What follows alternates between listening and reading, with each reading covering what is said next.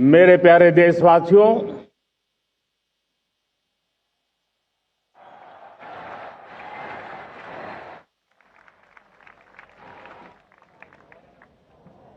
आजादी का ये महापर्व 140 करोड़ संकल्पों का पर्व है। आजादी का ये पर्व सामूहिक सिद्धियों का गौरव का पल है और हृदय उमंग से भरा हुआ है। देश एकता की भावना को निरंतर मजबूती दे रहा है। 140 करोड़ देशवासी आज तिरंगे के रंग में रंगे हैं। हर घर तिरंगा, भारत के हर कोने से, चाहे रेगिस्तान हो या हिमालय की चोटियां, समंदर के तट हो या घनी आबादी वाले क्षेत्र, हर तरफ से एक ही गुंज है, एक ही जयकारा है। हमारी प्राण से भी प्यारी मातृभूमि का जयगान है।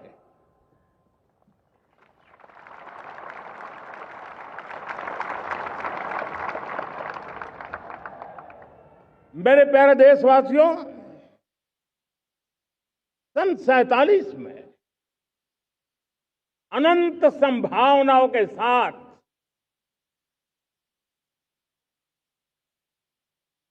कोटि कोटि भुजाओं के सामर्थ्य के साथ हमारा देश आजाद हुआ। देश की आकांक्षाएं उड़ाने भर रही थी, लेकिन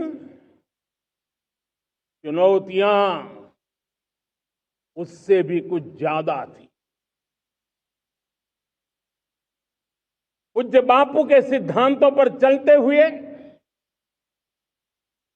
संविधान सभा के सदस्यों ने एक बहुत ही महत्वपूर्ण दायित्व निभाया। भारत का संविधान गत 75 वर्ष से एक प्रकाश स्तंभ बन करके हमें मार्ग दिखाता रहा है। भारत के संविधान निर्माता अनेक विद महापुरुष डॉक्टर राजेंद्र प्रसाद, बाबा साहब आंबेडकर, पंडित नेहरू, सरदार वल्लभ भाई पटेल, डॉक्टर सर्वपल्ली राधाकृष्णन जी, इतना ही नहीं, हमारी नारी शक्ति का भी योगदान कम नहीं था। हंसा मेहता जी, दाक्षायणी, वेलायुधन जैसी विदुषियों ने भी भारत के संविधान को सशक्त करने में अपनी भूमिका निभाई थी। आज लाल किले की प्राचीर से देश का मार्गदर्शन करने वाले, देश को दिशा देने वाला संविधान के निर्माताओं को आदरपूर्वक नमन करता हूं।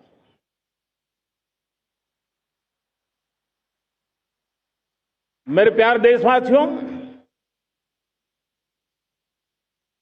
हम आज डॉक्टर श्यामा प्रसाद मुखर्जी की 125वीं जयंती भी मना रहे हैं। डॉक्टर श्यामा प्रसाद मुखर्जी भारत के संविधान के लिए बलिदान देने वाले देश के पहले महापुरुष थे। संविधान के लिए बलिदान, धारा 370 की दीवार गिराकर एक देश एक संविधान के मंत्र को जब हमने साकार किया तो हमने डॉक्टर श्यामा प्रसाद मुखर्जी को सच्ची श्रद्धांजलि दी। लाल किले पर आज कई विशेष महानुभाव उपस्थित हैं।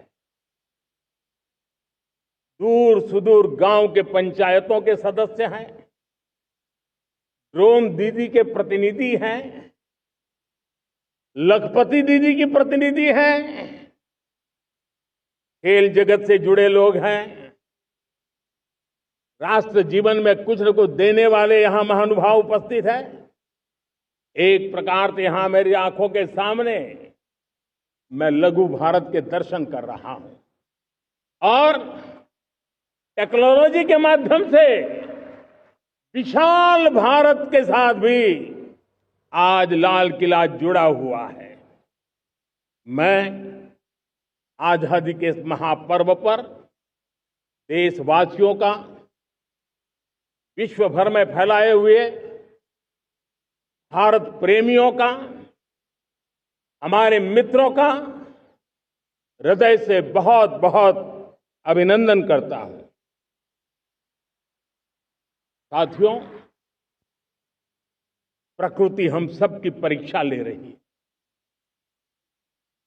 पिछले कुछ दिनों में प्राकृतिक आपदाएं, भूस्खलन, बादलों का फटना, न जाने कितनी कितनी आपदाएं हम झेल रहे हैं।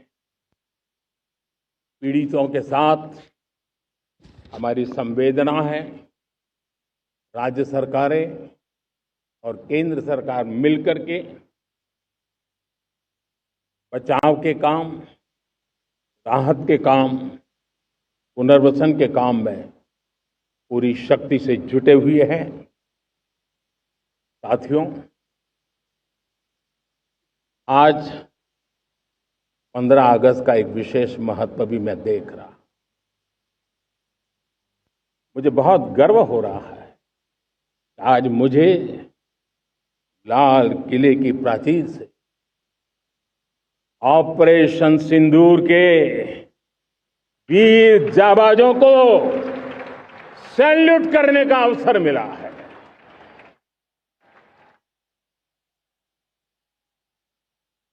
हमारे वीर जाबाज सैनिकों ने दुश्मनों को उनकी कल्पना से परे सजा दी है।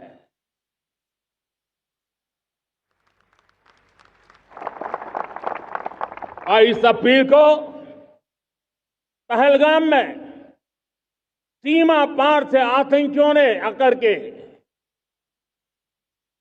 जिस प्रकार का कत्ले आम किया, धर्म पूछ करके लोगों को मारा गया। पत्नी के सामने पति को गोलियां दी, बच्चों के सामने अपने पिता को मौत के घाट उतार दिया गया। पूरा हिंदुस्तान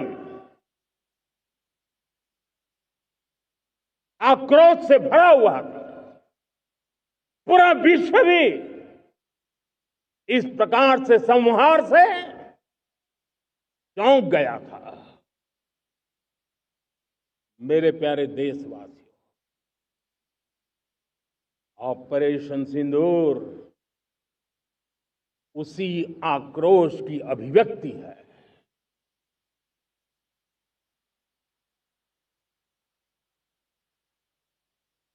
बाईस तारीख के बाद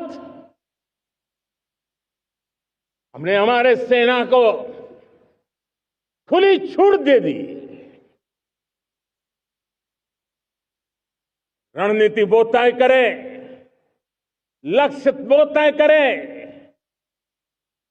समय भी वो चुने और हमारी सेना ने वो करके दिखाया। जो कई दशकों तक कभी हुआ नहीं था। सैकड़ों किलोमीटर दुश्मन की धरती पर घुस करके आतंकी हेडक्वार्टर्स को मिट्टी में मिला दिया, आतंकी इमारतों को खंडहर बना दिया।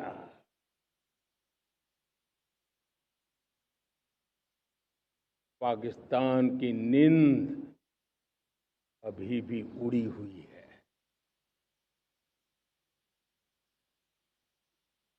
पाकिस्तान में हुई तबाही इतनी बड़ी है कि रोज नए नए खुलासे हो रहे हैं, नई नई जानकारियां आ रही हैं। मेरे प्यारे देशवासियों, हमारा देश कई दशकों से आतंक को झेलता आया हुआ है। देश के सीने को छलनी कर दिया गया है। अब हमने एक न्यू नॉर्मल प्रस्थापित किया। आतंक को और आतंकी को पालने पोसने वालों को, आतंकियों को ताकत देने वालों को अब हम अलग अलग नहीं मानेंगे।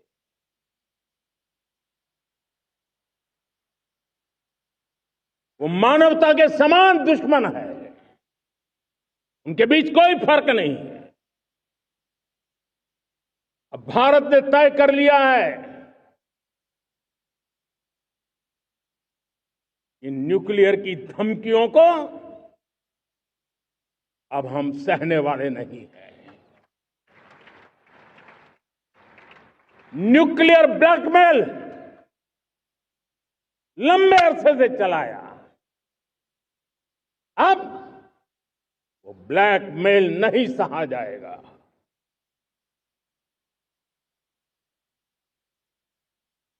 आगे भी अगर दुश्मनों ने ये कोशिश जारी रखी, हमारी सेना तय करेगी, सेना की शर्तों पर, सेना जो समय निर्धारित करे उस समय पर, सेना जो तौर तरीके तय करे उस तौर तरीके से, सेना जो लक्ष्य तय करे उस लक्ष्य को अब हम अमल में ला करके रहने वाले हैं। हम मुंह तोड़ जवाब देंगे। मेरे प्यारे देशवासियों, भारत ने तय कर लिया है, खून और पानी एक साथ नहीं बहेंगे।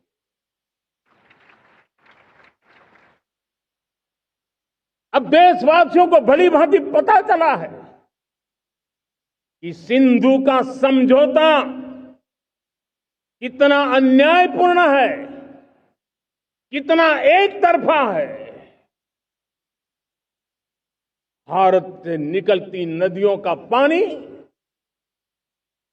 दुश्मनों के खेत को सींच रहा है और मेरे देश के किसान, मेरे देश की धरती पानी के बिना प्यासी है।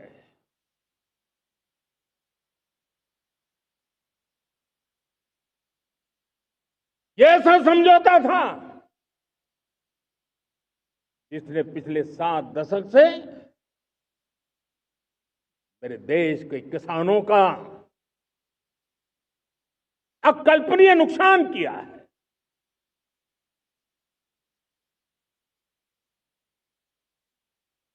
अब हिंदुस्तान के हक का जो पानी है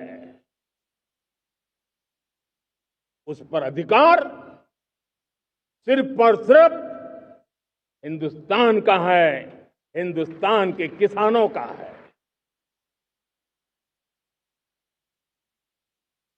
भारत कतई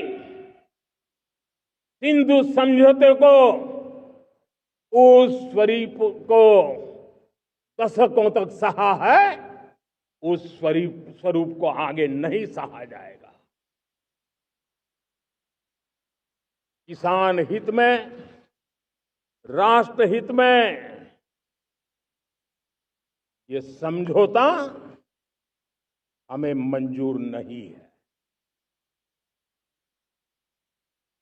मेरे प्यारे देशवासियों, आजादी के लिए असंख्य लोगों ने बलिदान दी,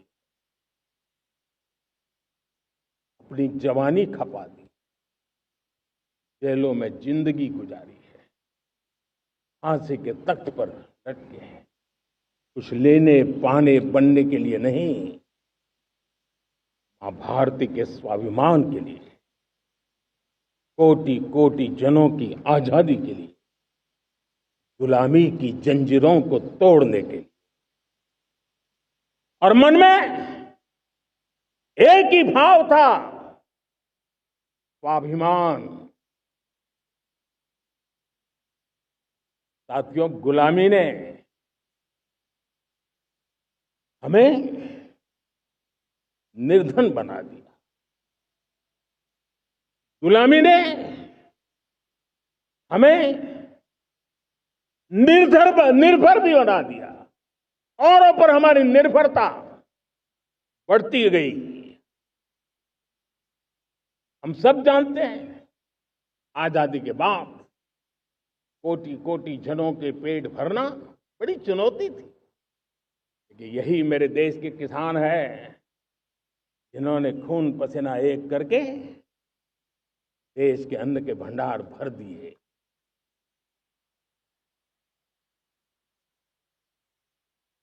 अनाज के संबंध में देश को आत्मनिर्भर बना दिया। एक राष्ट्र के लिए आत्मसम्मान की सबसे बड़ी कसौटी आज भी उसकी आत्मनिर्भरता है। और मेरे प्यारे देशवासियों, विकसित भारत का आधार भी है आत्मनिर्भर भारत।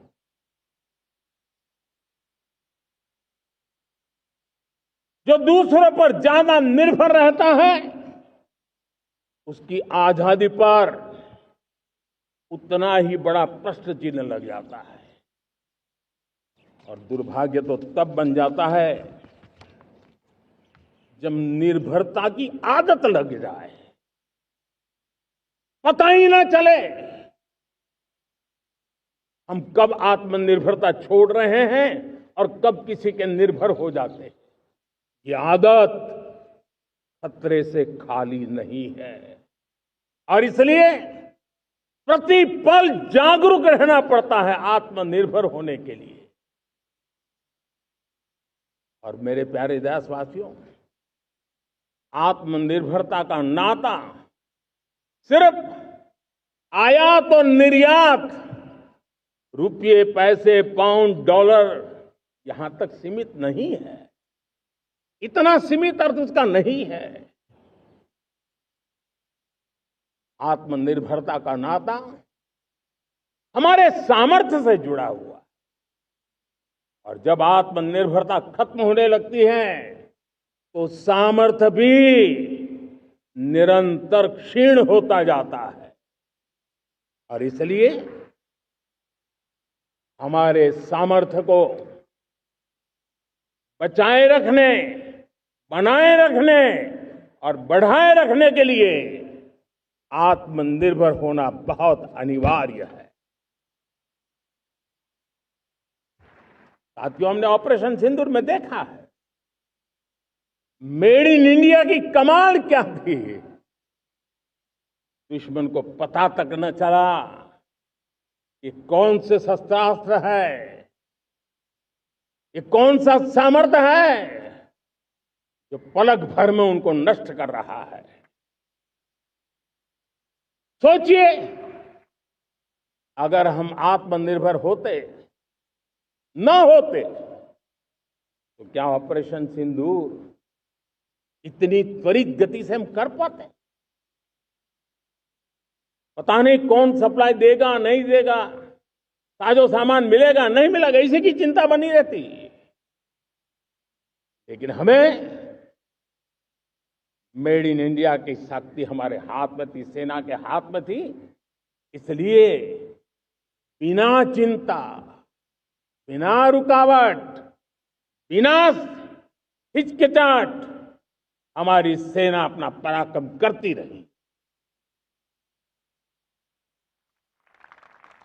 और ये पिछले 10 साल से लगातार डिफेंस के क्षेत्र में आत्मनिर्भरता पर हम एक मिशन लेकर के चले हैं, उसके नतीजे आज नजर आ रहे हैं।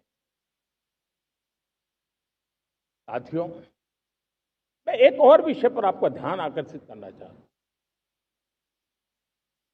ये बात से कोई इनकार नहीं कर सकता कि 21वीं सदी टेक्नोलॉजी ड्रिवन सेंचुरी है। और जब टेक्नोलॉजी ड्रिवन है और इतिहास की तरफ नजर करें तो पता है, इतिहास गवाह है, जिन जिन देशों ने टेक्नोलॉजी में महारत हासिल की, वो देश विकास की ऊंचाइयों को पार कर गए, शिखर पर पहुंच गए। आर्थिक शक्ति नए पैमाने पर पहुंचती गई। हम जब टेक्नोलॉजी के अलग अलग आयामों की बात करते हैं तो मैं आपका ध्यान आकर्षित करता हूं सेमीकंडक्टर्स पे। उदाहरण के तौर पे बताता हूं, मैं यहां लाल किले से किसी सरकार की आलोचना करने के लिए खड़ा नहीं हुआ और नहीं मैं करना चाहता, लेकिन देश की युवा पीढ़ी को जानकारी होना भी उतना जरूरी है। हमारे देश में 50-60 साल पहले सेमीकंडक्टर को लेकर के फाइलें शुरू हुई। 50-60 साल पहले फैक्ट्री का विचार चालू हुआ। आप मेरे नौजवानों जानकर के हैरान हो जाएंगे, आज सेमीकंडक्टर जो पूरी दुनिया की एक ताकत बन गया है, 50-60 साल पहले वो विचार, वो फाइलें अटक गई, लटक गई, अटक गई। सेमीकंडक्टर के विचार की ही भ्रूण हत्या हो गई। 50-60 साल गवा दिए। हमारे बाद कई देश सेमीकंडक्टर में आज महारत हासिल करके दुनिया में अपनी ताकत को प्रस्थापित कर रहे हैं। साथियों, आज हमने उस बोझ से मुक्त होकर के मिशन मोड में सेमीकंडक्टर के काम को आगे बढ़ा है।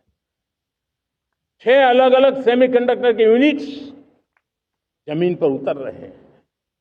4 नए यूनिट्स को हमने ऑलरेडी हरी झंडी दिखा दी है, ग्रीन सिग्नल दे दिया है। और देशवासियों और मेरे खास करके नौजवानों और विश्व भर में भारत की टेक्नोलॉजी की ताकत को समझने वाले लोगों को भी कहना चाहूंगा, इसी वर्ष के अंत तक मेड इन इंडिया भारत की बनी हुई, भारत में बनी हुई, भारत के लोगों द्वारा बनी हुई मेड इन इंडिया चिप्स बाजार में आ जाएगी।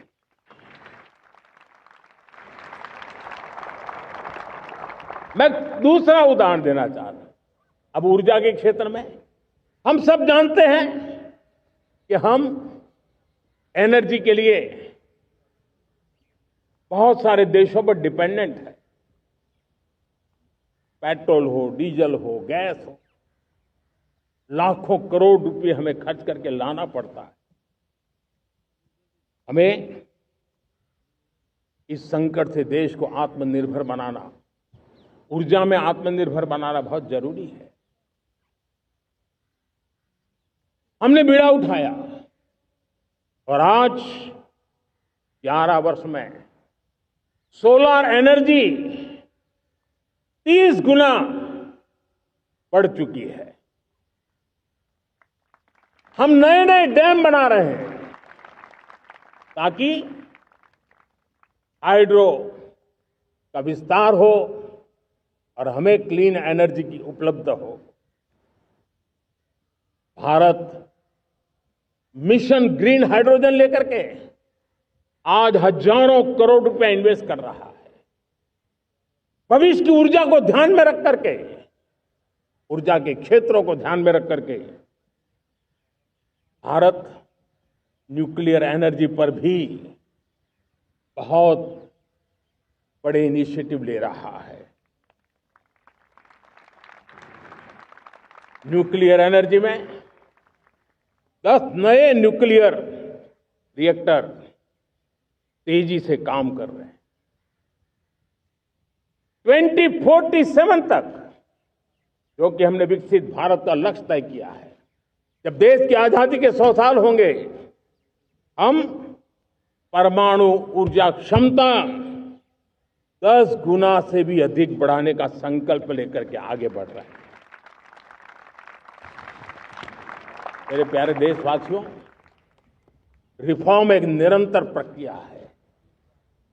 समयानुकूल परिस्थिति के अनुसार रिफॉर्म करते जाना होता है। हम न्यूक्लियर एनर्जी के क्षेत्र में बहुत बड़े रिफॉर्म लेकर के आए। अब हमने प्राइवेट सेक्टर के लिए भी परमाणु ऊर्जा को उसके द्वार खोल दिए हैं। हम शक्ति को जोड़ना चाहते हैं। मेरे प्यारे देशवासियों, दुनिया जब आज ग्लोबल वार्मिंग को लिए चिंता करती है, तब मैं विश्व को भी बताना चाहता हूं कि भारत ने तय किया था कि हम 2030 तक क्लीन एनर्जी भारत में 50% पहुंचा देंगे। ये लक्ष्य हमारा 2030 तक था। मेरे देशवासियों का सामर्थ्य देखिए, मेरे देशवासियों की संकल्प शक्ति देखिए, मेरे देशवासियों को विकसित भारत बनाने का संकल्प को पूर्ण करने के लिए उनकी दौड़ देखिए। हमने जो लक्ष्य 2030 में तय किया था, वो 50% क्लीन एनर्जी का लक्ष्य 2025 में हमने कर लिया। 5 साल पहले हमने अचीव कर लिया, क्योंकि विश्व के प्रति भी हम उतने ही संवेदनशील हैं, प्रकृति के प्रति भी उतने ही हम जिम्मेवार लोग हैं। मेरे प्यारे देशवासियों, बजट का बहुत बड़ा हिस्सा ये पेट्रोल, डीजल, गैस, इन सबको लाने के लिए खर्च होता था। लाखों करोड़ रुपए चले जाते थे। अगर हम ऊर्जा में डिपेंडेंट न होते, तो वो धन मेरे देश के नौजवानों के भविष्य के लिए काम आता। वो धन मेरे देश के गरीबों को गरीबी के खिलाफ लड़ाई लड़ने में काम आता। वो धन मेरे देश के किसानों के कल्याण में काम आता। वो धन मेरे देश के गांव की परिस्थिति को पलटने के लिए काम आता। लेकिन हमें विदेशों को देना पड़ रहा है। अब हम आत्मनिर्भर बनने की दिशा में काम कर रहे हैं। देश को विकसित बनाने के लिए हम अब समुद्र मंथन की तरफ भी जा रहे हैं। हमारे समुद्र के मंथन को आगे बढ़ाते हुए हम समुद्र के भीतर के तेल के भंडार, गैस के भंडार, उसको खोजने की दिशा में एक मिशन मोड में काम करना चाहते हैं। और इसलिए भारत ने national deep water exploration mission शुरू करने जा रहा है। ये ऊर्जा इंडिपेंडेंट बनने के लिए ये हमारी महत्वपूर्ण घोषणा है। मेरे प्यारे देशवासियों, आज पूरा विश्व क्रिटिकल मिनरल को लेकर के बहुत ही सतर्क हो गया है। उसके सामर्थ्य को लोग भली भांति समझने लगे हैं। कल तक जिस तरफ ज्यादा ध्यान नहीं था, वो आज सेंटर स्टेज पे है। हमारे लिए भी क्रिटिकल मिनरल्स में आत्मनिर्भरता बहुत अनिवार्य है। एनर्जी का सेक्टर हो, इंडस्ट्री का सेक्टर हो, रक्षा क्षेत्र हो, टेक्नोलॉजी के हर क्षेत्र हो, आज क्रिटिकल मिनरल्स की टेक्नोलॉजी के अंदर बहुत अहम भूमिका है। और इसलिए नेशनल क्रिटिकल मिशन हमने लॉन्च किया है। 1200 से अधिक स्थानों पर खोज का अभियान चल रहा है और हम क्रिटिकल मिनरल में भी आत्मनिर्भर बनने की दिशा में आगे बढ़ रहे हैं। मेरे प्यारे देशवासियों, स्पेस सेक्टर का कमाल तो हर देशवासी देख रहा, गर्व से भर जा रहा। और हमारे group captain Shubhanshu Shukla space station से लौट चुके हैं और आने वाले कुछ दिनों में वो भारत भी आ रहे हैं।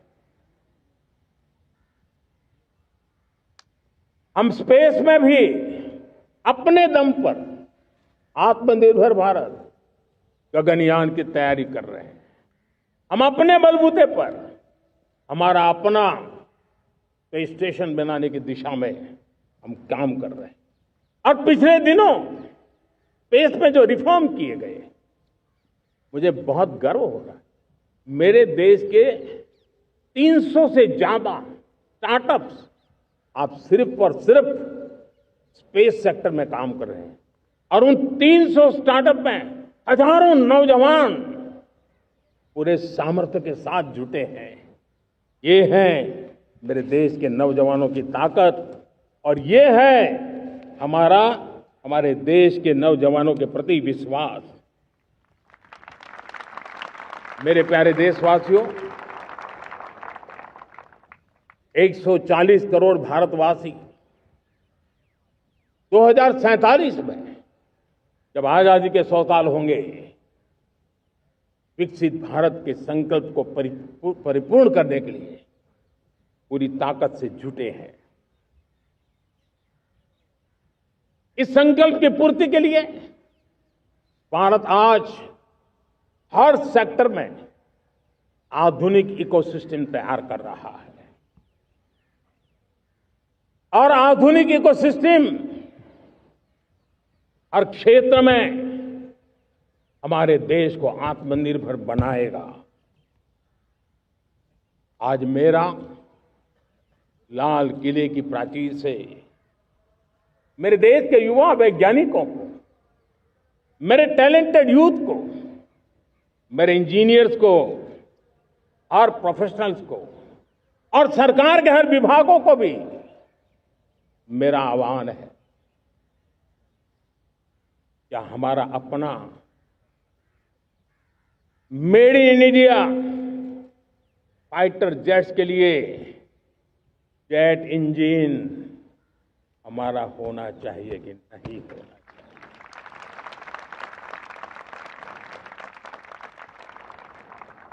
हम फार्मा ऑफ द वर्ल्ड माने जाते हैं। वैक्सीन में हम नए नए विक्रम स्थापित करते हैं, लेकिन क्या समय की मांग नहीं है?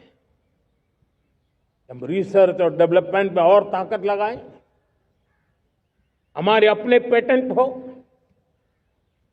हमारी अपनी बनाई हुई मानव जात के कल्याण की सस्ते से सस्ती और सबसे कारगर नई नई दवाइयों की शोध हो और संकट में साइड इफेक्ट के बिना मानव जात के कल्याण में काम आए। बायो 3 पॉलिसी भारत सरकार ने बनाई है। मैं देश के नौजवानों को कहता हूं, आइए बायो 3 पॉलिसी का अध्ययन करके अब कदम उठाइए। देश का भाग्य बदलना है, आपका सहयोग चाहिए। मेरे प्यारे देशवासियों, आज आईटी का युग है, डेटा की ताकत है। क्या समय की मांग नहीं है? ऑपरेटिंग सिस्टम से लेकर के साइबर सुरक्षा तक, डीप टेक से लेकर के आर्टिफिशियल इंटेलिजेंस तक, सारी चीजें हमारी अपनी हो, इस पर हमारे ही लोगों का सामर्थ्य जुटा हुआ हो, उनकी सामर्थ्य शक्ति का विश्व को परिचय कराए। साथियों, आज दुनिया में सोशल मीडिया कहो, बाकी प्लेटफॉर्म कहो, दुनिया के प्लेटफॉर्म पर हम काम कर रहे हैं। दुनिया ने हमने दिखा दिया है, यूपीआई का हमारा प्लेटफॉर्म आज दुनिया को अजोबा कर रहा है। हमारे में सामर्थ्य है। रियल टाइम ट्रांजैक्शन में 50% अकेला भारत यूपीआई के माध्यम से करता है। इसका मतलब की ताकत है। क्रिएटिव वर्ल्ड हो, सोशल मीडिया हो, ये जितने भी प्लेटफॉर्म्स हैं, मेरे देश के नौजवानों में चुनौती करता हूं आपको, आइए हमारे अपने प्लेटफॉर्म क्यों ना हो, हम क्यों दूसरों पर निर्भर रहे, क्यों भारत का धन बाहर जाए। और मुझे आपके सामर्थ्य पर भरोसा है। मेरे प्यारे देशवासी, जैसे ऊर्जा के क्षेत्र में हम डिपेंडेंट हैं, वैसा ही देश का दुर्भाग्य है कि फर्टिलाइजर, उसमें भी हमें दुनिया पर निर्भर रहना पड़ता है। मेरे देश के किसान भी फर्टिलाइजर का सही उपयोग कर करके धरती माता की सेवा कर सकते हैं। अनाप शनाप उपयोग से भी धरती मां को बहुत नुकसान पहुंचा रहे हैं। लेकिन साथ साथ मैं देश के नौजवानों को कहना चाहता हूं, देश के उद्योग जगत को कहना चाहता हूं, देश के प्राइवेट सेक्टर को कहना चाहता हूं, आइए हम फर्टिलाइजर के भंडार भर दें, हम नए नए तौर तरीके खोजें और भारत की आवश्यकता के अनुसार हम अपना फर्टिलाइजर तैयार करें। हम औरों पर निर्भर न रहे। साथियों, आने वाला युग ईवी का है। अब ईवी बैटरी क्या हम नहीं बनाएंगे? हम निर्भर रहेंगे? सोलर पैनल की बात हो, इलेक्ट्रिक व्हीकल्स के लिए जिन जिन चीजों की आवश्यकताएं हैं, वो हमारी अपनी होनी चाहिए। साथियों, मैं ये इसलिए कहने की हिम्मत करता हूं, क्यों? क्योंकि मुझे देश के नौजवानों के सामर्थ्य पर भरोसा है। और भरोसा सिर्फ वो मेरे देश के नौजवान है इतने मात्र से नहीं है। कोविड के समय हम बहुत सारी चीजों पर निर्भर थे। तो मेरे देश के नौजवानों को कहा गया कि वैक्सीन हमारी अपनी चाहिए, देश ने करके दिखाया। कोविन प्लेटफॉर्म हमारा अपना होना चाहिए, देश ने करके दिखाया। करोड़ों करोड़ों लोगों की जिंदगी बचाने का काम हमने किया है। वही स्पिरिट, वही जज्बा हमें जीवन के हर क्षेत्र में आत्मनिर्भर बनने के लिए अपना सब कुछ देना है।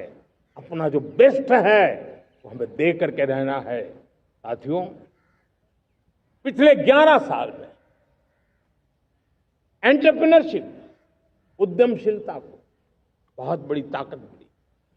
आज लाखों स्टार्टअप्स टियर 2, टियर 3 सिटी में देश की अर्थशक्ति को, देश के इनोवेशन को ताकत दे रहे हैं। उसी प्रकार से मुद्रा योजना से हमारे देश के करोड़ों नौजवान, उसमें भी हमारी बेटियां, करोड़ों करोड़ों लोग मुद्रा से लोन लेकर के अपना खुद का कारोबार कर रहे हैं। खुद तो अपने पैरों पर खड़े हुए हैं, लेकिन औरों को भी पैरों पर खड़े रहने की ताकत देते हैं। वे भी एक प्रकार से हर व्यक्ति को आत्मनिर्भर बनाने का अवसर दे रही है। मेरे साथियों, विमेन सेल्फ हेल्प ग्रुप, किसी का ध्यान नहीं था। पिछले 10 साल में विमेन सेल्फ हेल्प ग्रुप ने कमाल करके दिखाया। आज उनके प्रोडक्ट दुनिया के बाजार में जाने लगे हैं। लाखों करोड़ों का कारोबार हमारे विमेन सेल्फ हेल्प ग्रुप करते हैं। मैंने एक बार मन की बात में खिलौने की बात कही थी। हम करोड़ों करोड़ रुपए के खिलौने विदेश से लाते थे। मैंने ऐसे ही मन की बात में कहा, करे मेरे देश के नौजवानों, ऐसा भी करें इन्हें क्या, किलो भी बाहर जाएंगे। और आज मैं गर्व से कहता हूं कि मेरा देश खिलौने एक्सपोर्ट करने लग गया है। यानी देश के सामर्थ्य को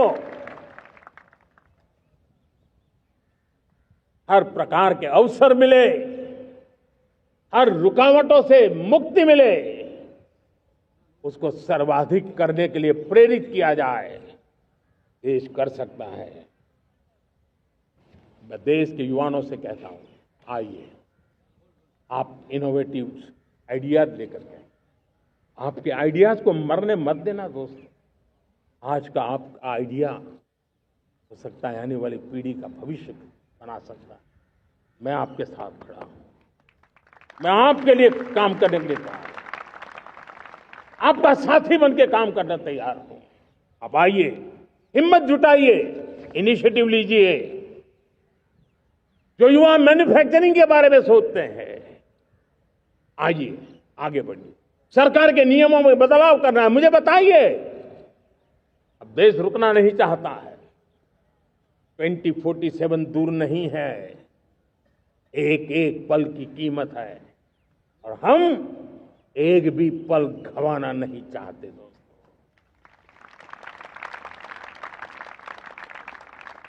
साथियों, ये आगे बढ़ने का अवसर है,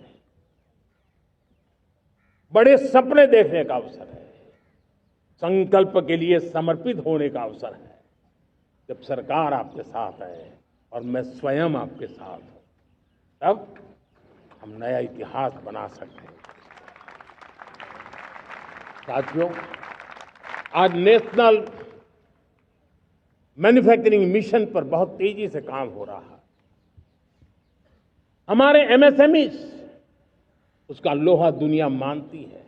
ये दुनिया में बड़ी बड़ी चीजें बनती है ना, कुछ न कुछ तो औजार हमारे देश के एमएसएमईज के द्वारा जाते हैं, बड़े गर्व के साथ जाते हैं।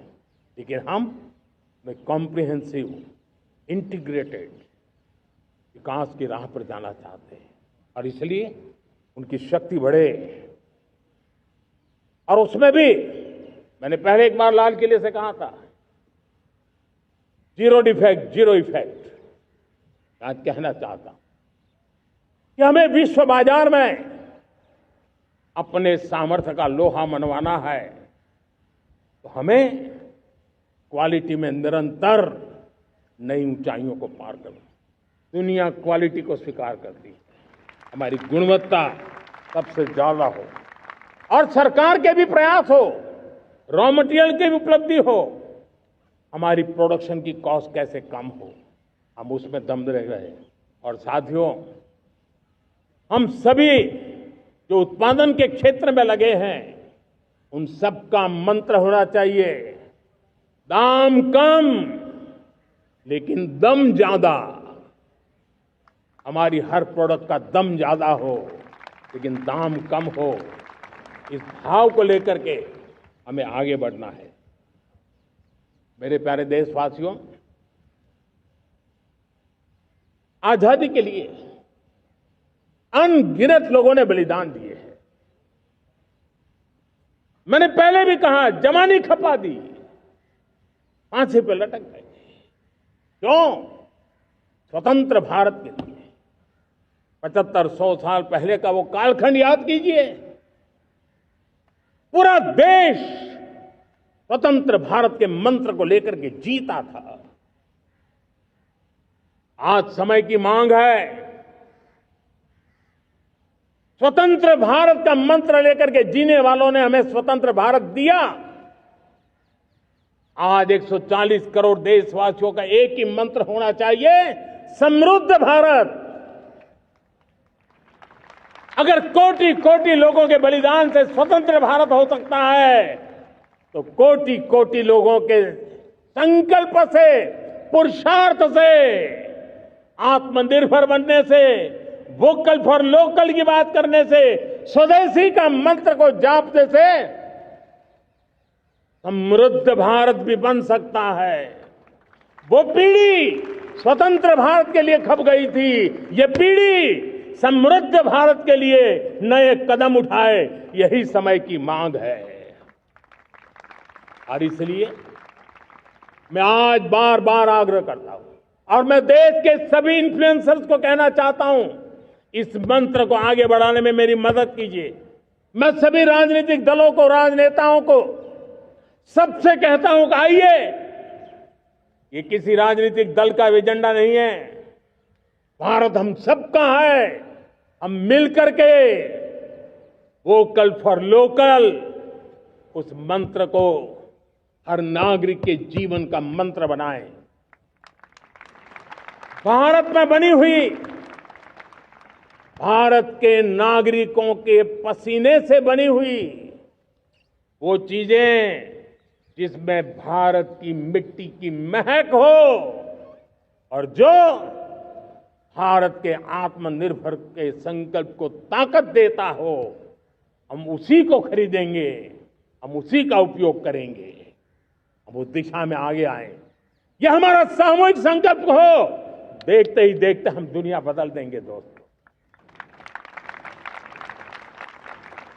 मैं आज हर छोटे मोटे व्यापारी को, दुकानदार से आग्रह करना चाहता हूं, आपकी भी जिम्मेवारी है। हम छोटे थे, हमने कभी बाजार में देखा नहीं था कि शुद्ध घी की दुकान, ऐसे ही लिखा जाता था घी की दुकान, लेकिन समय रहते लोग लिखने लगे शुद्ध घी की दुकान। मैं चाहता हूं देश में ऐसे व्यापारी आगे आए, ऐसे दुकानदार आए कि हाँ स्वदेशी माल बिकता है, वो बोर्ड लगा रहे। हम स्वदेशी का गर्व करने लगे। हम स्वदेशी मजबूरी में नहीं, मजबूती के साथ उपयोग करेंगे, मजबूती के लिए उपयोग करेंगे और जरूरत पड़ी तो औरों को मजबूर करने के लिए उपयोग करेंगे। ये हमारी ताकत होनी चाहिए, ये हमारा मंत्र होना चाहिए। मेरे प्यारे देशवासियों,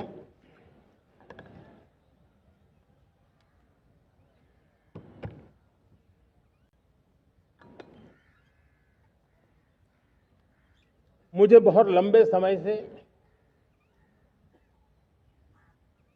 सरकार में काम करने का अवसर मिला है। मैंने कई सारे उतार चढ़ाव देखे हैं, सरकारों की मुसीबतों से भी मैं परिचित हूं, व्यवस्थाओं की मर्यादाओं से भी परिचित हूं, लेकिन उसके बावजूद भी हमारी जिम्मेवारी है कि हम किसी की लकीर को छोटी करने में अपनी ताकत बर्बाद न करें। मैं बड़े अनुभव से कहता हूं, किसी दूसरे की लकीर छोटी करने के लिए अपनी ऊर्जा हमें नहीं खपानी है। हमें पूरी ऊर्जा के साथ हमारी लकीर को लंबा करना है।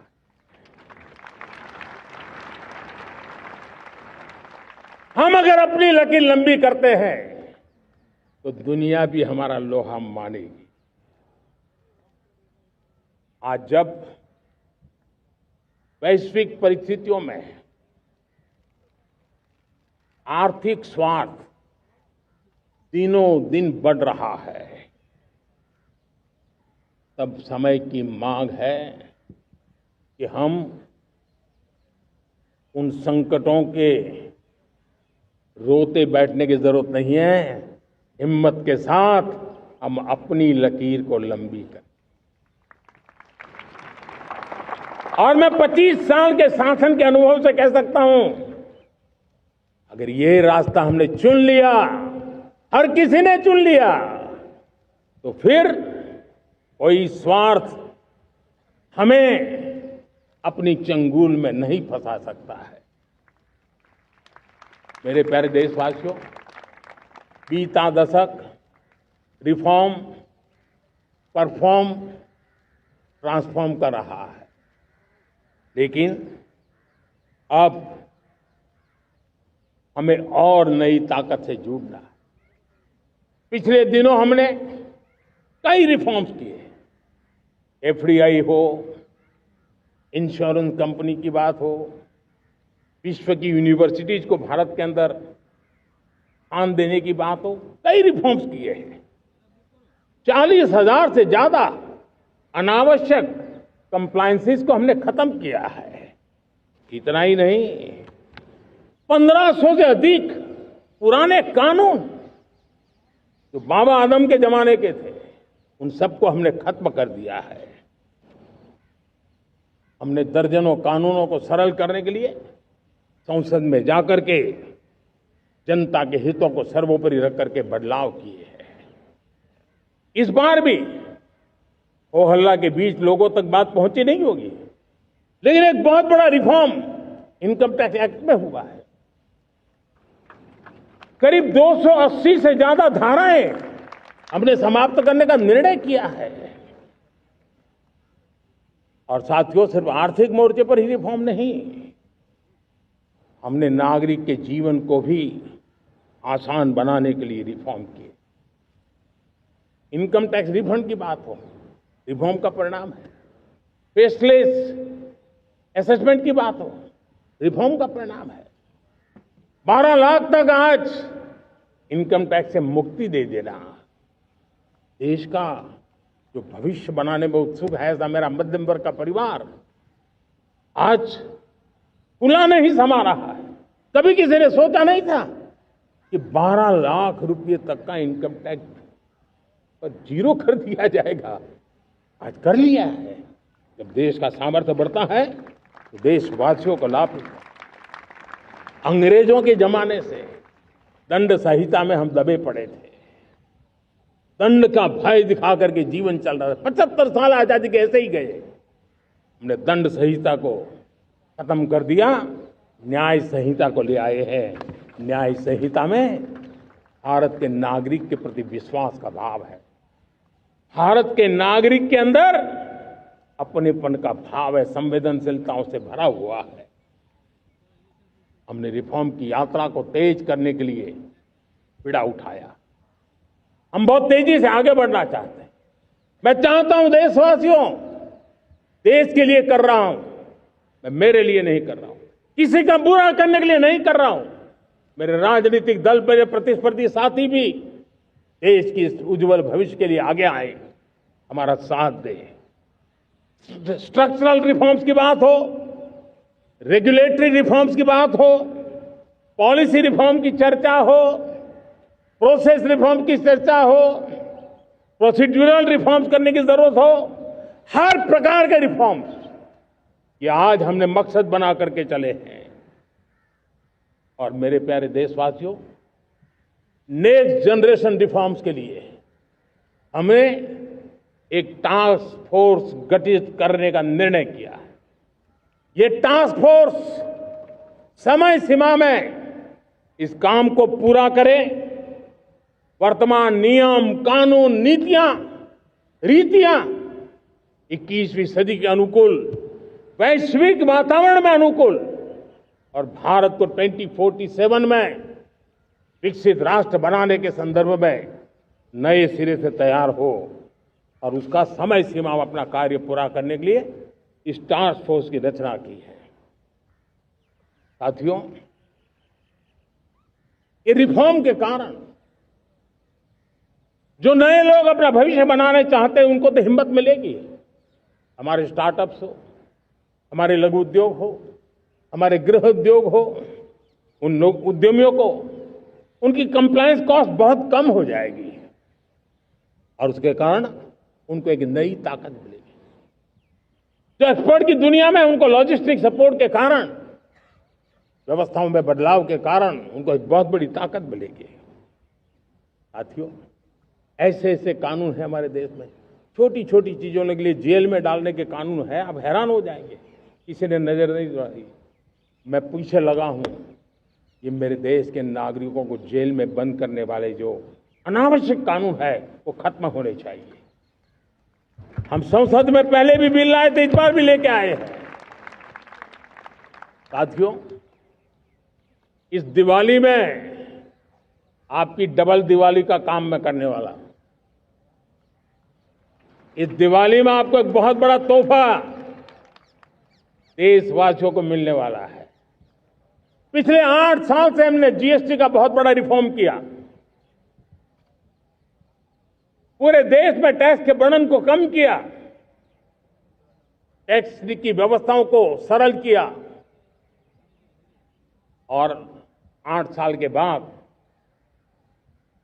समय की मांग है कि हम एक बार उसको रिव्यू करें। हमने एक हाई पावर कमेटी को बिठा करके रिव्यू शुरू किया, राज्यों से भी विचार विमर्श किया और मेरे प्यारे देशवासियों, हम नेक्स्ट जनरेशन जीएसटी रिफॉर्म्स लेकर के आ रहे हैं। ये दिवाली के अंदर आपके लिए तोहफा बन जाएंगे। सामान्य मानवीय की जरूरतों के टैक्स भारी मात्रा में कम कर दिए जाएंगे। बहुत बड़ी सुविधा बढ़ेगी। हमारे एमएसएमई, हमारे लघु उद्यमी, इनको बहुत बड़ा लाभ मिलेगा। रोजमर्रा की चीजें बहुत सस्ती हो जाएगी और उससे इकोनॉमी को भी एक नया बल मिलने वाला है। मेरे प्यारे देशवासियों, आज देश तीसरी बड़ी इकोनॉमी बनने के लिए समय तेज गति से आगे बढ़ रहा है। हम दरवाजे खटखटा रहे हैं और बहुत तेजी से हम उसको अचीव भी कर लेंगे। और कोई तो दिन होगा मैं आपके बीच आकर के लाल किले की प्राचीर से ये खबर भी सुनाऊंगा।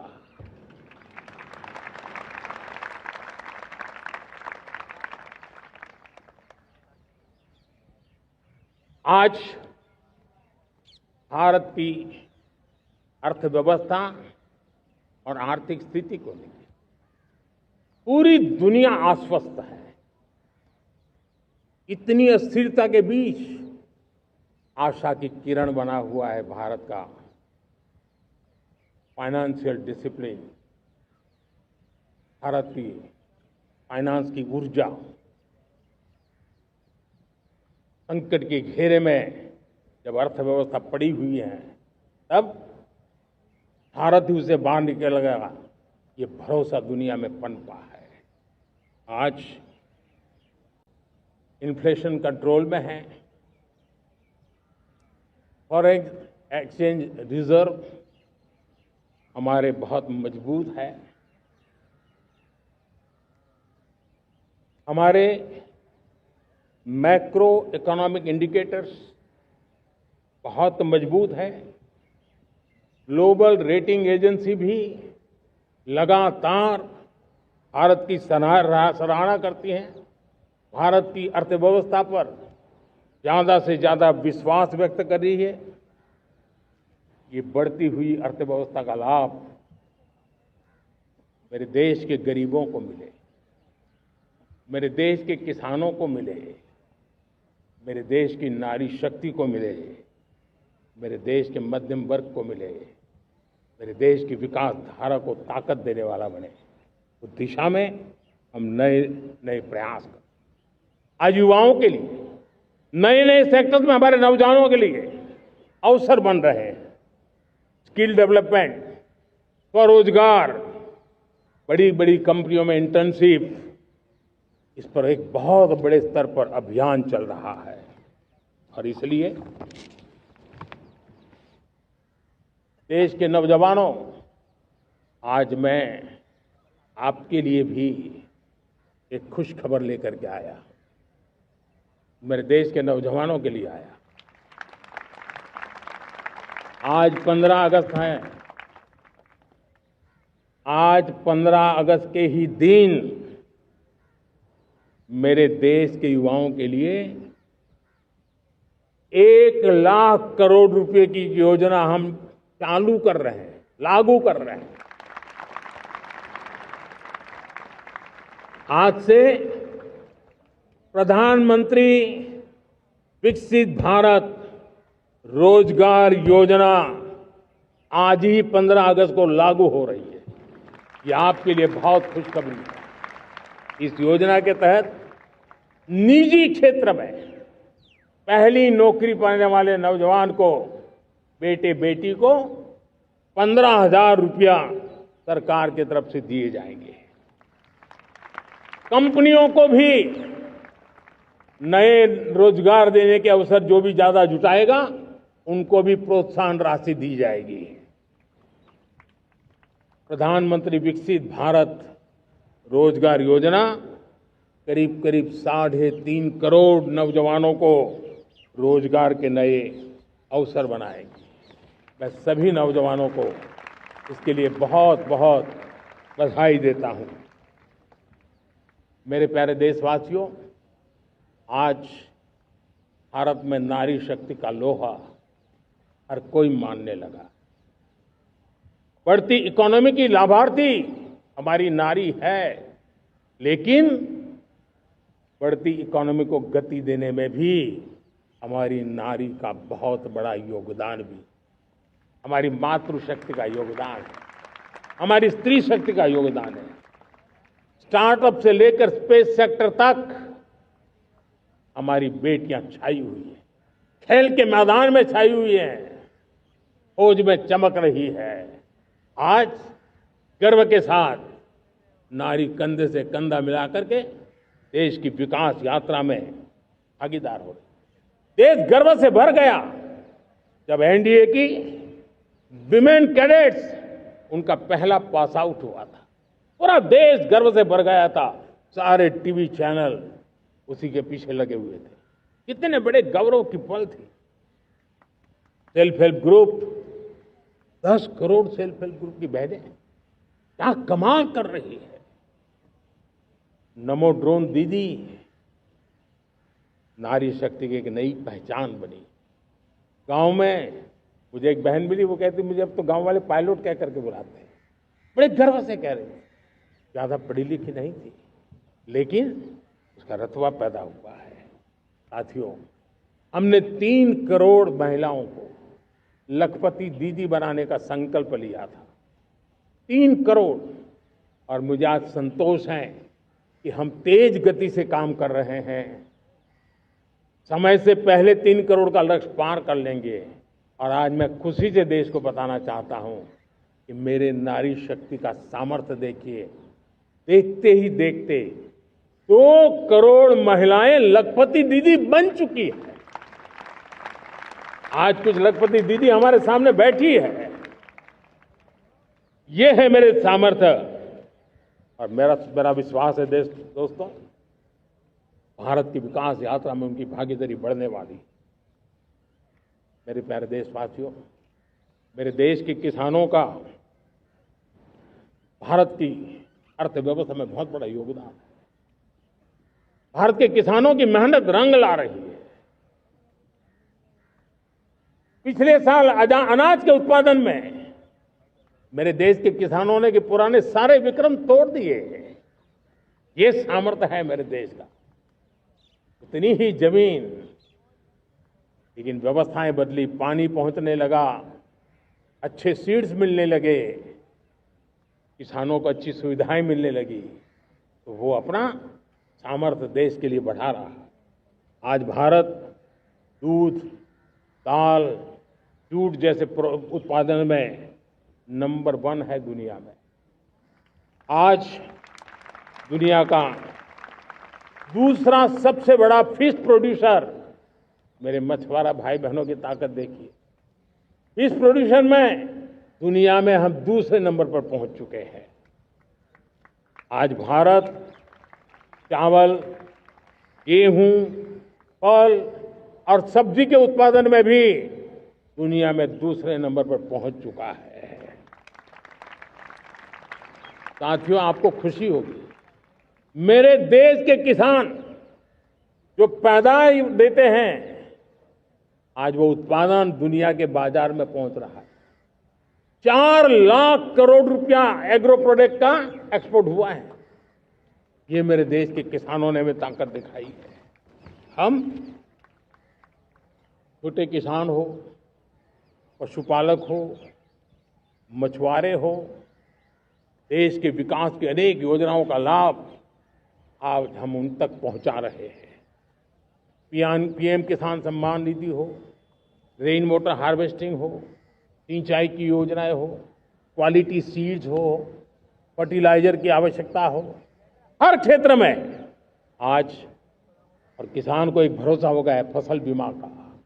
वो साहसिक बना रहा, उसका परिणाम भी देश को मिल रहा है। जो पहले कल्पना की बात थी आज हकीकत बन गई है। देशवासियों, हमारे देश के पशुधन को बचाने के हमें कोविड की वैक्सीन मुफ्त में मिली, वो तो याद है, लेकिन हम पशुधन के लिए भी अब तक 125 डोज मुफ्त में पशुओं को लगा चुके हैं। फूट एंड माउथ डिसीज से मुक्ति पाने के लिए, जो हमारा यहाँ उत्तर भारत में उसे खुरपका मुंहपका बीमारी कहते हैं, उससे बचाने के लिए 125 करोड़ डोज हम लगा चुके हैं और मुफ्त में लगा चुके हैं।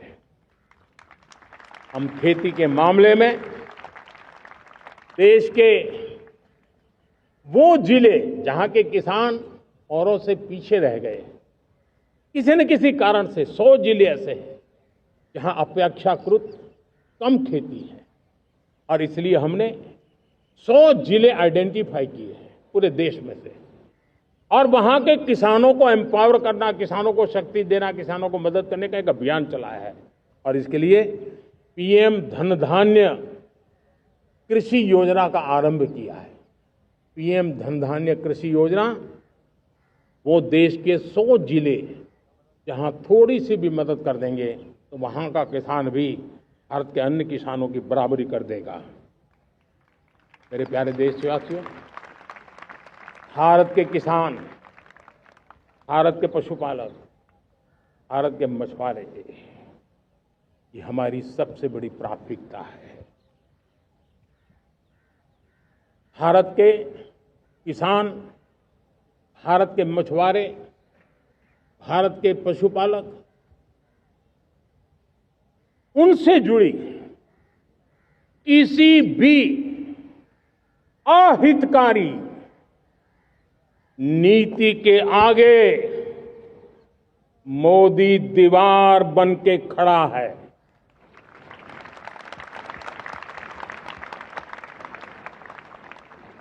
भारत अपने किसानों, अपने पशुपालकों, अपने मछुआरों के संबंध में कभी भी कोई समझौता नहीं स्वीकार करेगा।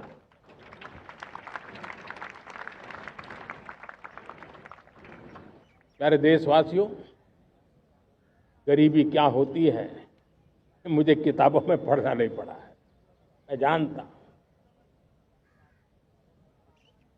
सरकार में भी रहा हूं, और इसलिए मेरी कोशिश रही है कि सरकार फाइलों में नहीं होनी चाहिए। सरकार देश के नागरिकों की लाइफ में होनी चाहिए। दलित हो, पीड़ित हो, शोषित हो, वंचित हो, उनके लिए सकारात्मक रूप से सरकारें प्रोएक्टिव हो, सरकारें प्रो पीपल हो, उस दिशा में हम निरंतर प्रयास कर रहे हैं। समाज के हर जरूरत व्यक्ति के लिए, कुछ लोगों को लगता है कि सरकार की योजनाएं पहले भी आती थी, जी नहीं, हम सरकार की योजनाओं को जमीन पर उतार रहे हैं, सैचुरेशन पर बल देते हैं, और सामाजिक न्याय का अगर कोई सच्चा एजुकेशन है तो सैचुरेशन में है, जिसमें कोई हकदार छूटे नहीं, हकदार के घर तक सरकार जाए और उसे अपना हक की चीजें मिले, उसके लिए हम काम कर रहे हैं। जनधन अकाउंट जब खोले गए ना, वो सिर्फ बैंक का अकाउंट था ऐसा नहीं है, उसे एक स्वाभिमान मिला था कि बैंक के दरवाजे मेरे लिए भी खुलते हैं, मैं भी बैंक के दरवाजे में जाकर के टेबल पे हाथ रख करके बात कर सकता हूं। ये विश्वास हमने जगाया है। आयुष्मान भारत ने बीमारी को सहने की आदत से मुक्ति दिलाने का और उनको अच्छे स्वास्थ्य के लिए मदद करने का काम और जब हम वरिष्ठ नागरिकों को 5 लाख रुपए से ज्यादा मदद कर करके उनके आरोग्य की चिंता करते हैं, आज पीएम आवास 4 करोड़ गरीबों को घर मिलना मतलब जिंदगी के नए सपने वहां सजते हैं। वो सिर्फ 4 दीवारें नहीं है दोस्तों।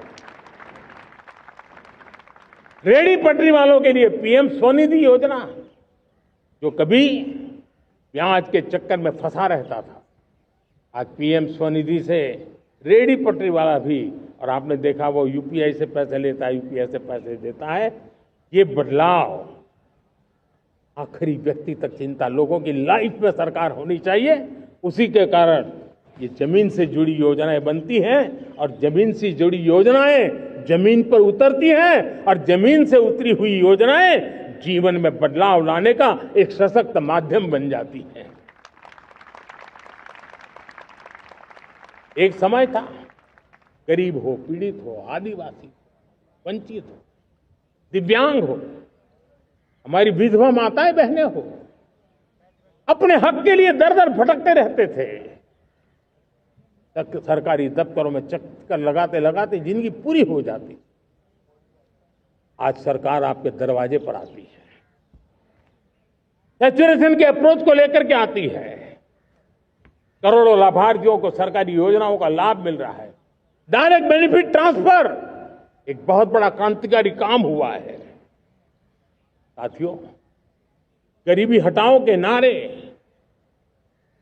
देश ने बहुत सुने हैं, लाल किले से भी सुने, और देश सुन सुन करके थक गया था और देश ने मान लिया था कि गरीबी हट नहीं सकती है।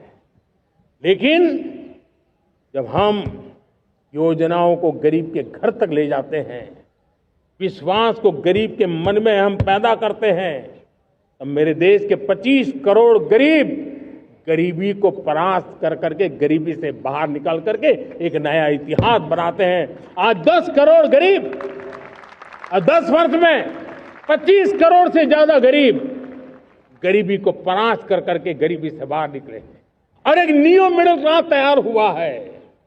मेरे साथियों, ये न्यू मिडिल क्लास और मिडिल क्लास एक ऐसी जुगलबंदी है जिसमें एस्पिरेशन भी है, एफर्ट भी है। वो देश को आगे बढ़ाने के लिए बहुत बड़ा सामर्थ्य बनने वाली है। मेरे प्यारे देशवासियों, बहुत ही निकट भविष्य में महान समाज सुधारक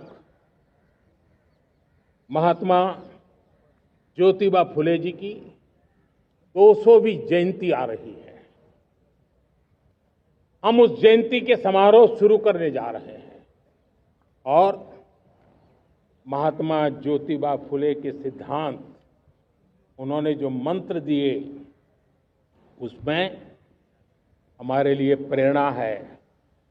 पिछड़े को प्राथमिकता, पिछड़े को प्राथमिकता देते हुए हम परिवर्तन की ऊंचाइयों को प्राप्त करना चाहते हैं। हम इसके लिए परिश्रम की पराकाष्ठा करना चाहते हैं। हम पारदर्शी नीतियों के द्वारा पिछड़ों को प्राथमिकता, ये हम धरती पर उतारना चाहते हैं, हर पिछड़े के जीवन में उतारना चाहते हैं। साथियों, रेहड़ी पटरी वालों के लिए स्वनिधि योजना हो या हमारे हुनर वाले, हाथ से काम करने वाले विश्वकर्मा योजना की बात हो, आदिवासी में भी जो पिछड़े रह गए हैं उनके लिए पीएम जनधन की योजना की बात हो, हमारे पूर्वी भारत को विकास में पूरे देश के अंदर बराबरी में लाना और उनको नेतृत्व देने की दिशा में काम हो। हम सिर्फ समाज पिछड़े हो उनकी चिंता तक अटकने वाले नहीं है। जो क्षेत्र पिछड़े हैं उनको भी हम प्राथमिकता देना चाहते हैं। जो जिले पिछड़े रहे हैं हम उनको प्राथमिकता देना चाहते हैं। जो ब्लॉक पिछड़े रहे हैं उनको प्राथमिकता देना चाहते हैं। हमने 100 एस्पिरेशनल डिस्ट्रिक्ट, 500 एस्पिरेशनल ब्लॉक, उसी मिशन में काम किया है। हमने पूर्वी भारत के विकास के लिए हजारों करोड़ रुपए के इंफ्रास्ट्रक्चर के प्रोजेक्ट को बल दिया है। हमने पूर्वी भारत के जीवन को बदल करके देश की विकास यात्रा में भागीदार बनने का। मेरे प्यारे देशवासियों, जीवन हर क्षेत्र में विकास होना चाहिए। विकास के लिए खेल का भी महत्व होता है।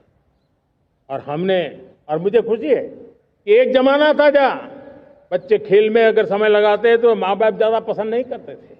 आज एकदम से उलट गया है। अगर बच्चे खेलकूद में आगे आते हैं, रुचि लेते हैं, तो माँ बाप गर्व से भर जाते हैं। मैं इसे एक शुभ संकेत मानता हूं। मेरे देश के परिवार के अंदर खेल को प्रोत्साहन का वातावरण मैं देखता हूं, मेरा मन गर्व से भर जाता है। मैं इसे देश के भविष्य के लिए बहुत शुभ संकेत मानता हूं। और साथियों, इस खेल को बढ़ावा देने के लिए हमने नेशनल स्पोर्ट्स पॉलिसी कई दशकों के बाद हम देश में खेलो भारत नीति को लेकर के आए हैं, ताकि एक खेल जगत का सर्वांगीण विकास का प्रयास हो। स्कूल से लेकर के ओलंपिक तक हम एक पूरा इकोसिस्टम डेवलप करना चाहते हैं, चाहे कोचिंग की व्यवस्था हो, फिटनेस की बात हो, खेल के मैदान हो, खेल की व्यवस्थाएं हो, खेल के लिए आवश्यक साधन हो, लघु उद्योगों को भी खेल के साधन बनाने में मदद करने की बात हो। यानी एक प्रकार से पूरा इकोसिस्टम हम दूर दराज के बच्चों तक पहुंचाना चाहते हैं। लेकिन साथियों, जब मैं फिटनेस की बात करता हूं, जब मैं खेलकूद की बात करता हूं, तब मैं एक चिंता भी आपके सामने रखना चाहता हूं। हमारे देश के हर परिवार को चिंता करनी चाहिए। मोटापा हमारे देश के लिए बहुत बड़ा संकट बनता जा रहा है। आने वाले वर्षों में लोग, जो पंडित लोग हैं वो कहते हैं, जो जानकार लोग कहते हैं, हर तीसरे व्यक्ति में एक व्यक्ति मोटापे का शिकार होगा। हमें मोटापे से बचना है, ओबेसिटी से बचना है। और इसलिए मैंने बाकी सब करना पड़ेगा, लेकिन एक छोटा सा सुझाव दिया था कि परिवार तय करे कि जब खाने का तेल घर में आएगा 10% कम ही आएगा और 10% कम ही उपयोग करेंगे, और हम ओबेसिटी के खिलाफ लड़ाई को जीतने की दिशा में हम अपना योगदान देंगे।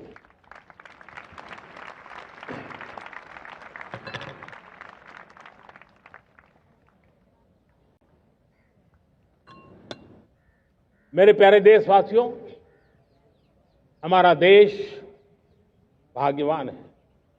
हजारों साल की विरासत के हम धनी हैं, और वो हमें निरंतर ऊर्जा मिलती है, प्रेरणा मिलती है, त्याग और तपस्या की राह मिलती है।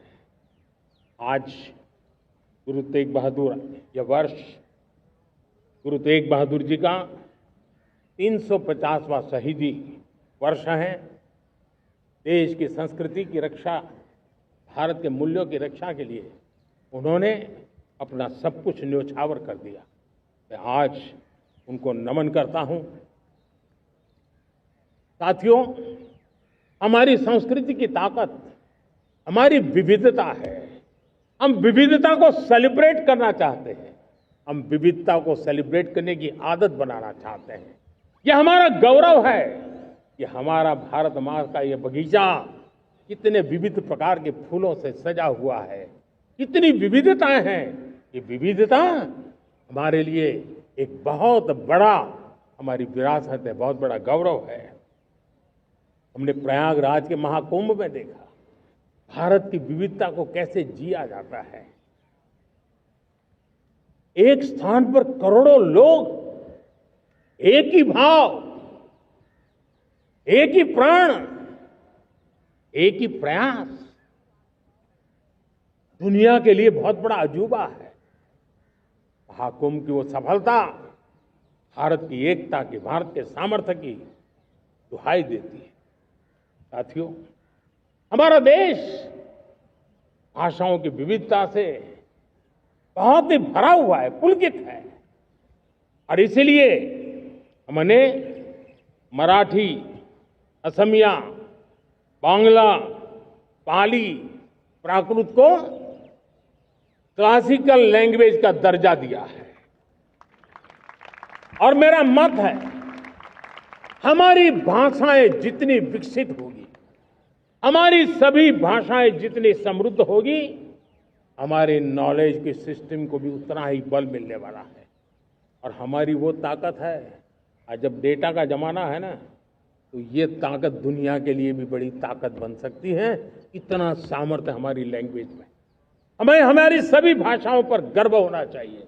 हमारी सभी भाषाओं के विकास के लिए हर किसी ने बनते हुए प्रयास करना चाहिए। साथियों, पांडुलिपि में हमारे ज्ञान के भंडार पड़े हैं, लेकिन उसके प्रति उदासीनता रही है। इस बार हमने ज्ञान भारतम योजना के तहत देश भर में जहां भी हस्तलिखित ग्रंथ है, जहां पांडुलिपियां हैं, सदियों पुराने जो दस्तावेज हैं, उनको खोज खोज करके आज की टेक्नोलॉजी का उपयोग करते हुए उस ज्ञान की समृद्धि को आने वाली पीढ़ियों के लिए काम आए, उस दिशा में काम कर रहे हैं। मेरे प्यारे देशवासियों, हमारा स्पष्ट मत है, यह देश सिर्फ सरकारें नहीं बनाती है, ये देश राज सत्ता पर विराजमान लोग ही नहीं बनाते हैं, ये देश शासन की धुरा संभालने वाले नहीं बनाते हैं। ये देश बनता है कोटि कोटि जनों के पुरुषार्थ से, ऋषियों के, मुनियों से, वैज्ञानिकों के, शिक्षकों के, किसानों के, जवानों के, सेना के, मजदूरों के, हर किसी के प्रयास से देश बनता है। हर किसी का योगदान होता है, व्यक्ति का भी होता है, संस्थाओं का भी होता है। आज मैं बहुत गर्व के साथ एक बात का जिक्र करना चाहता हूं। आज से 100 साल पहले एक संगठन का जन्म हुआ, राष्ट्रीय स्वयंसेवक संघ। 100 साल की राष्ट्र की सेवा एक बहुत ही गौरवपूर्ण स्वर्णिम पृष्ठ है।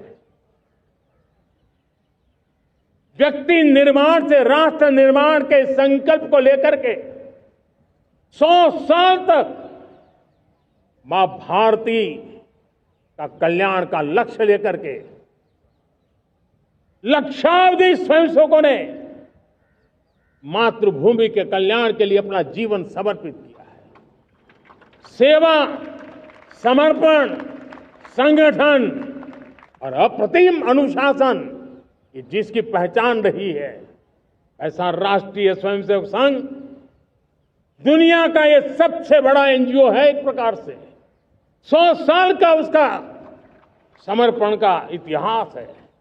आज लाल किले की प्राचीर से 100 साल की इस राष्ट्र सेवा की यात्रा में योगदान करने वाले सभी स्वयंसेवकों को आदरपूर्वक स्मरण करता हूं और देश गर्व करता है राष्ट्रीय स्वयंसेवक संघ की इस 100 साल की भव्य समर्पित यात्रा को, और हमें प्रेरणा देता रहेगा। मेरे प्यारे देशवासियों, हम समृद्धि की ओर जा रहे हैं, लेकिन समृद्धि का रास्ता सुरक्षा से गुजरता है। पिछले 11 वर्षों में राष्ट्र सुरक्षा, राष्ट्र रक्षा, राष्ट्र के नागरिकों की रक्षा, इन सभी मोर्चों पर हमने पूरे समर्पण भाव से काम किया है। हम बदलाव लाने में सफल हुए हैं। यह देश जानता है कि हमारे देश का बहुत बड़ा जनजातीय क्षेत्र नक्सलवाद की चपेट में, माओवाद की चपेट में पिछले कई दशकों से लहूलुहान हो चुका था। सबसे ज्यादा नुकसान मेरे आदिवासी परिवारों को हुआ। आदिवासी माताओं बहनों ने अपने सपने के होनहार बच्चों को खो दिया। नौजवान बेटे गलत रास्ते पर खींच लिए गए, भटकाए गए, उनकी जीवन को तबाह कर दिया गया। हमने फौलादी हाथ से काम लिया। एक समय था, कभी 125 से ज्यादा जिलों में नक्सलवाद अपनी जड़ें जमा चुका था। माओवाद की चंगुल में हमारे जनजातीय क्षेत्र, हमारे जनजातीय नौजवान फंसे हुए थे, और आज 125 जिलों में से कम होते होते हम 20 पर ले आए हैं। उन जनजातीय समाज की सबसे बड़ी हमने सेवा की है। और आप देखिए, एक जमाना था जब बस्तर को याद करते ही माओवाद, नक्सलवाद, बम बंदूक की आवाज सुनाई देती थी। उसी बस्तर में माओवाद नक्सल से मुक्त होने के बाद जब बस्तर के नौजवान ओलंपिक करते हैं, हजारों नौजवान भारत माता की जय बोल करके खेल के मैदान में उतरते हैं, पूरा वातावरण उत्साह से भर जाता है। ये बदलाव देश देख रहा है। जो क्षेत्र कभी रेड कॉरिडोर के रूप में जाने जाते थे, वो आज विकास के ग्रीन कॉरिडोर बन रहे हैं। साथियों, हमारे लिए गर्व की बात है, भारत के नक्शे में जिन क्षेत्रों को लहूलुहान कर दिया गया था, लाल रंग से रंग दिया गया था, हमने वहां संविधान, कानून और विकास का तिरंगा फहरा दिया है। मेरे प्यारे देशवासियों, ये भगवान बिरसा मुंडा की 150वीं जयंती का अवसर है। तब इन जनजातीय क्षेत्रों को नक्सल से मुक्त कर करके, मेरे जनजातीय परिवार के नौजवानों की जिंदगी बचा करके हमने भगवान बिरसा मुंडा को एक सच्ची श्रद्धांजलि दी है। मेरे प्यारे देशवासियों, मैं आज देश के सामने एक चिंता, एक चुनौती के संबंध में आगाह करना चाहता हूं। षड्यंत्र के तहत, सोची समझी साजिश के तहत देश की डेमोग्राफी को बदला जा रहा है।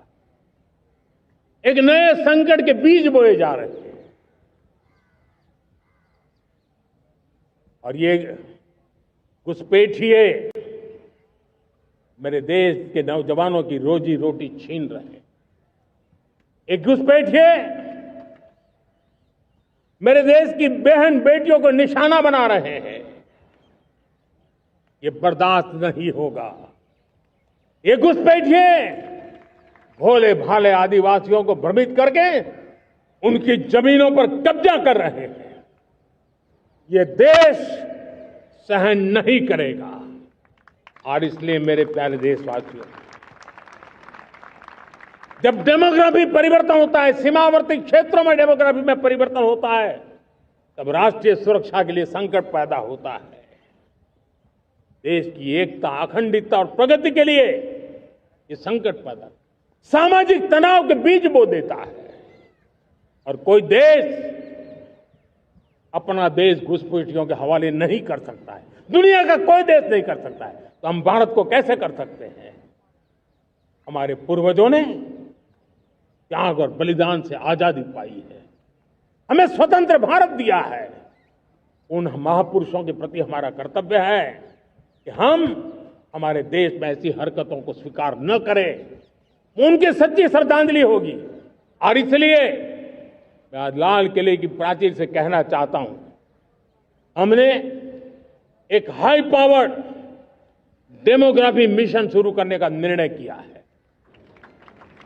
ये मिशन, इस मिशन के द्वारा ये जो भीषण संकट नजर आ रहा है, भारत पे मंडरा रहा है जो संकट है, उसको निपटाने के लिए तय समय में सुविचारित, सुनिश्चित रूप से अपने कार्य को करेगा। उस दिशा में हम आगे बढ़ रहे हैं। मेरे प्यारे देशवासियों, कल जन्माष्टमी का पावन पर्व है।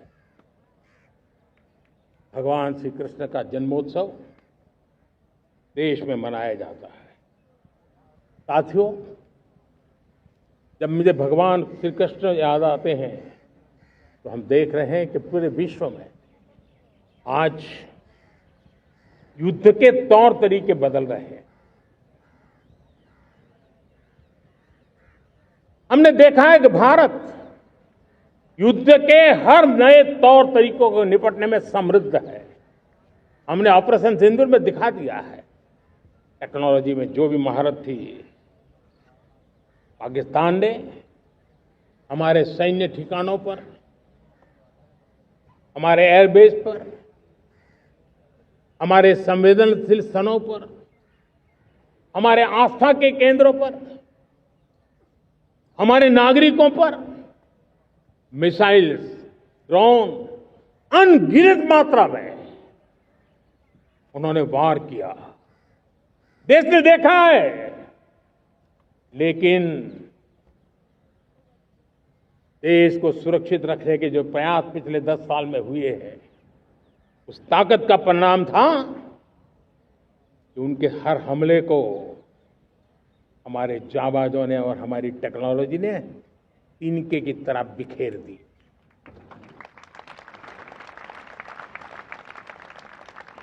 रत्ती भर नुकसान नहीं कर पाए। और इसलिए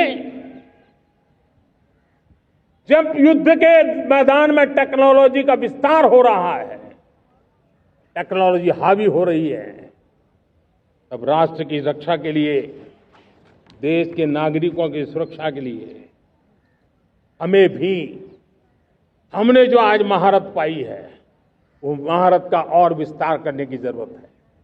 हमने आज जो महारत पाई है, उसको लगातार अपग्रेड करते रहने की आवश्यकता है। और इसलिए साथियों, मैंने एक संकल्प लिया है, मुझे आपके आशीर्वाद चाहिए, कोटि कोटि देशवासियों के आशीर्वाद चाहिए, क्योंकि समृद्धि कितनी ही क्यों न हो, अगर सुरक्षा के प्रति उदासीनता बरतते हैं तो समृद्धि भी किसी काम की नहीं रहती। और इसलिए सुरक्षा का महत्व बहुत बड़ा है। और इसलिए मैं आज लाल किले की प्राचीर से कह रहा हूं, आने वाले 10 साल में 2035 तक राष्ट्र के सभी महत्वपूर्ण स्थलों, जिनमें सामरिक के साथ साथ सिविलियन क्षेत्र भी शामिल है, जैसे अस्पताल हो, रेलवे हो, जो भी आस्था के केंद्र हो, उन्हें टेक्नोलॉजी के नए प्लेटफॉर्म द्वारा पूरी तरह सुरक्षा का कवच दिया जाएगा। ये सुरक्षा का कवच लगातार विस्तार होता जाए, देश का हर नागरिक सुरक्षित महसूस करे। किसी भी प्रकार की टेक्नोलॉजी हम पर वार करने आ जाए, हमारी टेक्नोलॉजी उससे बेहतर सिद्ध हो। और इसलिए आने वाले 10 साल 2035 तक मैं ये राष्ट्रीय सुरक्षा कवच का विस्तार करना चाहता हूं, मजबूती देना चाहता हूं, आधुनिक बनाना चाहता हूं। और इसलिए भगवान श्री कृष्ण से प्रेरणा पाकर के हमने श्री कृष्ण का जो सुदर्शन चक्र था, उस सुदर्शन चक्र की राह को चुना है। आप में से बहुत लोगों को याद होगा, जब महाभारत की लड़ाई चल रही थी, श्री कृष्ण ने अपने सुदर्शन चक्र से सूर्य के प्रकाश को रोक दिया था और दिन में ही अंधेरा कर दिया था। सूर्य प्रकाश को सुदर्शन चक्र से रोक दिया था।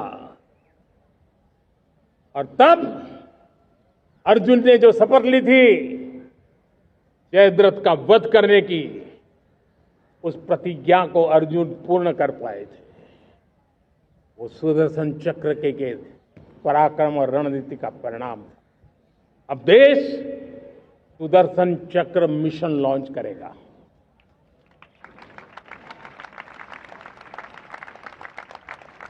ये मिशन सुदर्शन चक्र एक पावरफुल वेपन सिस्टम दुश्मन के हमले को न्यूट्रलाइज तो करेगा ही करेगा, लेकिन कई गुना ज्यादा दुश्मन पर हिट बैक करेगा।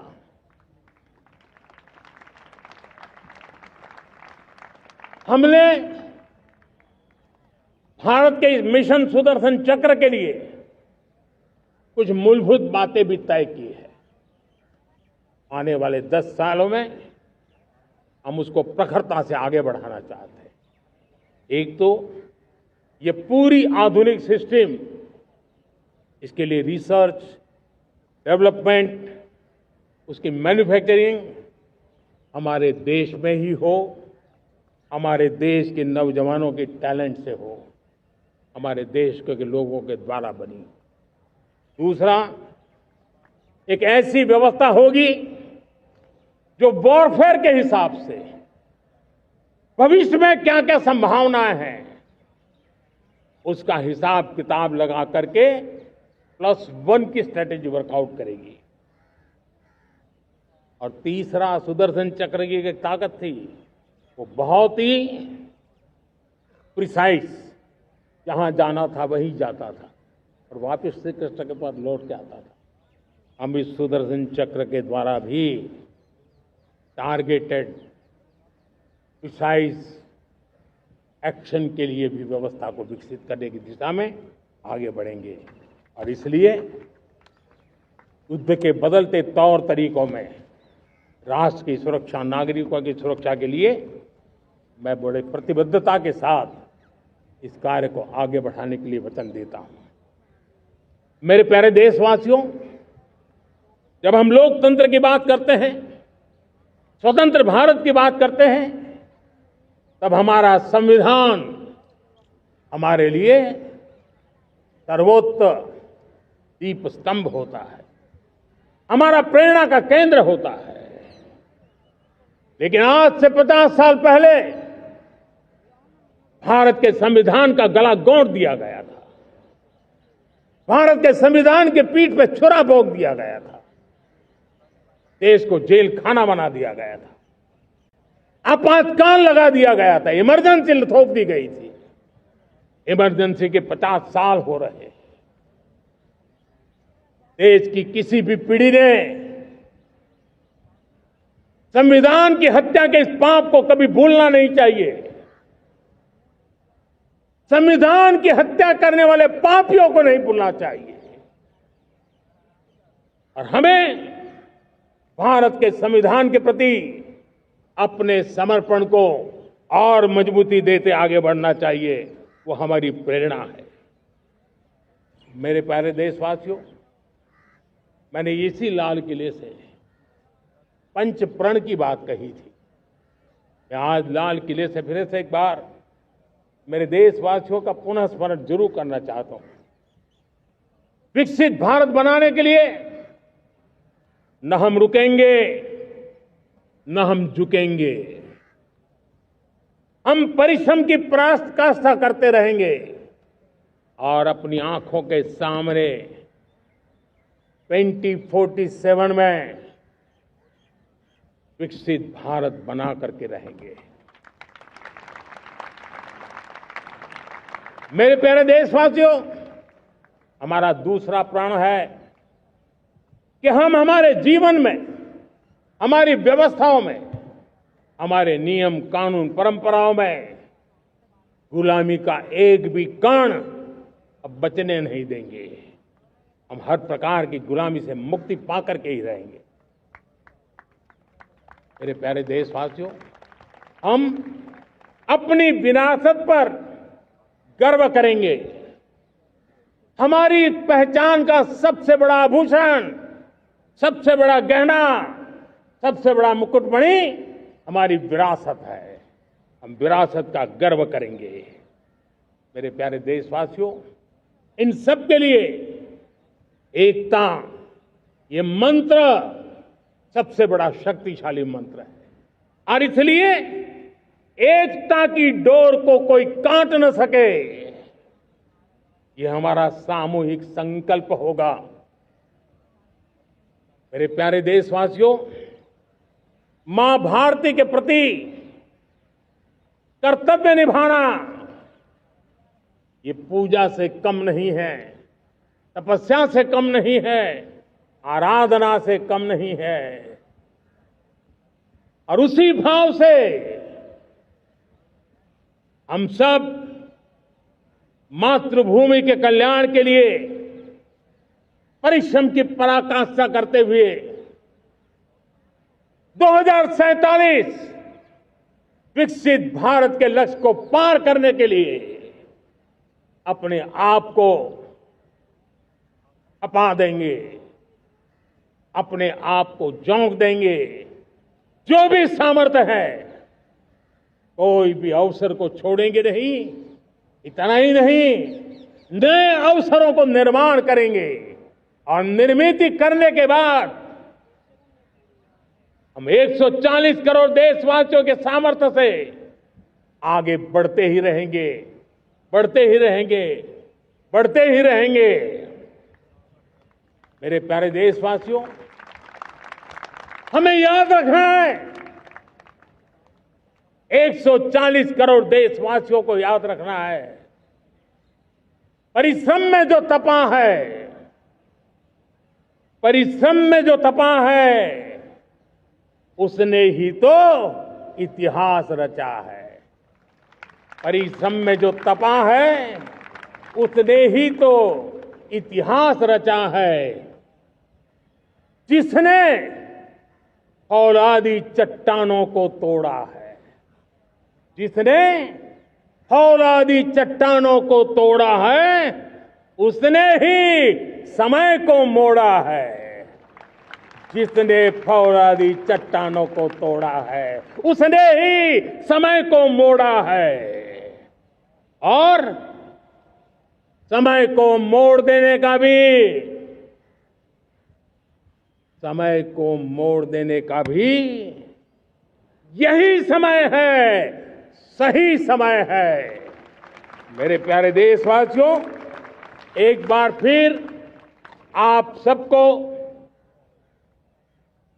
आजादी के इस महान पर्व की अनेक अनेक शुभकामनाएं देता हूं, बहुत बहुत बधाई देता हूं। मेरे साथ बोलेंगे, जय हिंद, जय हिंद, जय हिंद।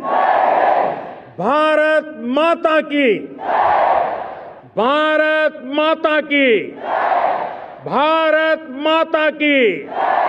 वंदे, वंदे, वंदे। बहुत बहुत धन्यवाद। जनगण मन अधिनायक